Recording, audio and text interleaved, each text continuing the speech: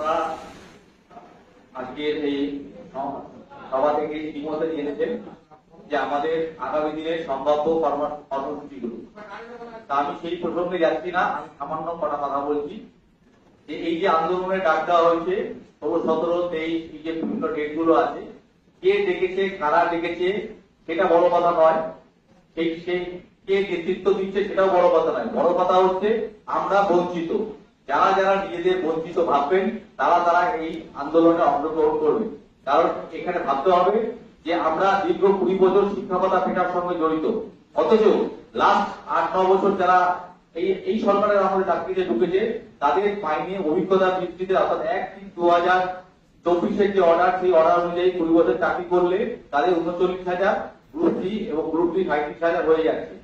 সেখানে কোনো পেশা ছোট না করে বলতে চাই, যেগুলো অর্ডার হয়েছে সে ড্রাইভার থেকে শুরু করে আইসিটি কম্পিউটার থেকে শুরু করে বিএসকে থেকে শুরু করে গ্রুপ সি, গ্রুপ ডি সরকারি স্টাফ থেকে শুরু করে সমস্ত সেক্টরে মাইনে বৃদ্ধি ঘটেছে, অথচ আমাদের এই 18 সাল থেকে এখন অব্দি 1 টাকাও মাইনে পায়নি। এবং এই দায় সম্পূর্ণ কেন্দ্রীয় সরকার এবং রাজ্য সরকার উভয়। এবং আমার সবচেয়ে আশ্চর্য লাগে যে আমাদের এই বঞ্চনার কথা না সমাজের কোনো বিরোধী দল বলে, না সরকার বলে, এবং সরকারি যে সংগঠন আছে এই পাঠ্য শিক্ষকদের, তারা শুধু ফাইলের গল্প, মিথ্যা ফাইলের গল্প এবং আধিকারিকদের কথা বলে মাসের পর মাস, বছরের পর বছর পাঠ্য শিক্ষকদের জীবন যন্ত্রণা নিয়ে খেলছে। ইতিমধ্যে বহু পাঠ্য শিক্ষক চিকিৎসার অভাবে এবং চিকিৎসা করাতে না পেরে মারা গেছেন।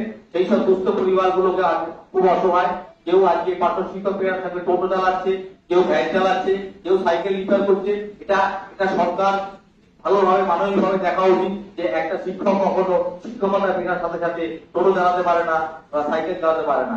যাই হোক, আমি আমার বক্তব্য দীর্ঘায়িত করব না, আমি শুধু এইটুকু বলবো যে এই সরকারের আমলে অন্যান্য সমস্ত সেক্টরে যেরকম ভাবে উন্নয়ন ঘটেছে সেইভাবে শিক্ষাক্ষেত্রে পাঠ্য শিক্ষক উন্নয়ন প্রয়োজন। এবং এই মুহূর্তে যে 26,000 শিক্ষকের ঘাটতি, সেই বিষয়ে সরকারকে এইটুকু পাঠিয়ে দিতে চাই যে পাঠ্য শিক্ষকদের পাশে আপনারা থাকুন। পাঠ্য শিক্ষকরা সেই 26,000 ঘাটতি পূরণ করে স্কুলগুলোকে সুন্দরভাবে শিক্ষক স্বার্থে, ছাত্র স্বার্থে এবং অভিভাবকদের স্বার্থে পাঠ্য শিক্ষকরা এগিয়ে নিয়ে যাবে। ধন্যবাদ।